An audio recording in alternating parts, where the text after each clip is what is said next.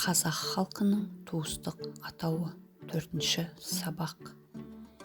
Мен, я. Аға, старший брат, аға.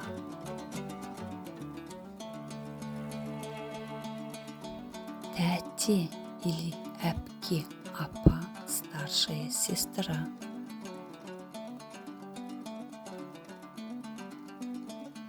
Эне, младший брат, эне.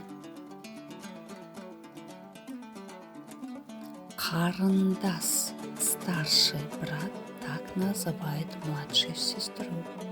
Сіңілі, старшая сестра, так называют младшую сестру. Например, аға, старший брат, апа, старшая сестра, эне, младший брат.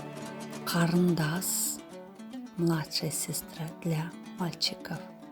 Сіңілі, младшая сестра для девочек. Запомни. Сау болыңыздар.